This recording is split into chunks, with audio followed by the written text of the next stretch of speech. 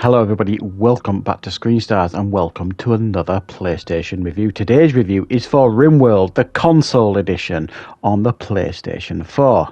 Now what is RimWorld, you may ask? Well, RimWorld is a procedurally generated colony management survival game. Whew, bit of a mouthful there. Now, while I had heard of RimWorld, it wasn't necessarily a game that I was coveting or anything like that. I really desperate to play or anything. I don't know, maybe I'm a little bit shallow because the aesthetics didn't really appeal to me. But it's just come out on the PlayStation, and while I didn't buy it immediately, I saw a couple of videos on it on YouTube, and I started getting really interested because, as you know, guys, I like a good like management sim. And then I kind of came to a realization in my mind, in the sense of earlier this year I played and reviewed a game called Battle Brothers, and the aesthetics of that game initially put me off, and that actually turned out to be one of my favourite games of the year so far. So I decided to pull the trigger and give this one a go, and to buy the basic version of this game on the PlayStation 4, it's about $32.99.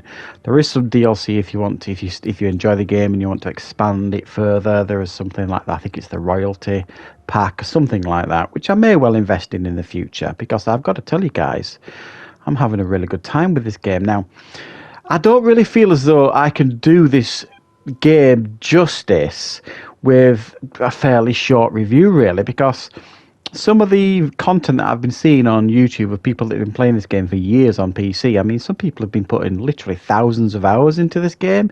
It's one of those games that can literally take over your life almost. And after putting in a significant amount of time since this has come out now, I could completely understand that. It's a very addictive game. Definitely. And I don't feel necessarily that in comparison, the short amount of time I've put into this game can really do it justice. But I'm going to try and give it a go for you guys, because I suspect that maybe some of you watching this haven't just decided yet whether you're going to get this on your PlayStation. So hopefully I can try and convince you. Now, what do you get with this game then? Well, right at the beginning, one thing I will definitely suggest you need to do is there's quite a good tutorial for you to do. It doesn't actually last as long as you might think. Some of these tutorials in these things can last an age, but it is a very effective tutorial and very helpful, and I found it very useful. So definitely try the tutorial if you've never played this game or any similar games like this before. And then you can kind of go into the game and construct the gaming experience as to how you want. You can completely customize your game in a sense of you can go in, you can customize how hard or easy you want it to be, how random the events are, and you can even choose which storyteller you want to be in control of your game. And what that means is really there's 3 characters that you can choose from. And essentially what it means is, depending on which one you choose, it will determine what kind of random events you will face in the game and the frequency of them. And so there's one that is with the random events, and the timings between them will be quite infrequent, and there's another one where there's absolutely mountains of random events and they can be quite challenging. So it's up to you, really. Now, I always say in games like this, it's best to go in there and put the game on almost the easiest level, just to learn how to play the game, which is what I did for the first 5 to 10 hours of playing this game. I did the tutorial first, and I went into the game on some of the lowest levels just to learn the mechanics of the game. And then when I felt as though I'd got a grip of it, I kind of restarted again and moved the difficulty up ever so slightly, which is where I'm at still now, which is something I definitely strongly recommend that you do. You could, before you go into your game, you've got like 3 survivors, because what this essentially is you crash land on this planet and you've got to kind of build your colony from the ground up. And the end game here is to build up your technologies to the point where you can build yourself a new shuttle and blast off the planet and save yourselves. That's the end game. Now, the length of time it'll for you to take you to get to that end game is probably pretty lengthy. And I certainly haven't done that yet, but that's essentially where you are with the game. So you choose like 3 survivors at the beginning before you go in. And you've got to kind of balance their characteristics. You've got to find a good balance between them, because some of them will be good at crafting, some of them will be good at mining, some of them will be good at fighting. So they've all got different skills. Some have got a stronger intellect, and it will all blend the skills between them. So there's also some jobs that some of them won't do. So you've got to balance it right, because you might want to grow some plants and things like that and harvest crops. And if you don't choose wisely, there'll be none of them in your team who can do that, or will certainly do that task. So you're going to start running out of food. So it's one of those games where you've got to balance everything. You've got to balance your characters. You've got to keep them happy. You've got to keep them morale up. You've got to keep them disease-free.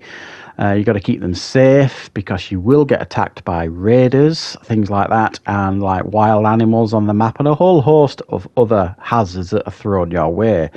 So you've got to keep your colonists happy and healthy. All in the while, you've got to balance that with researching new technology,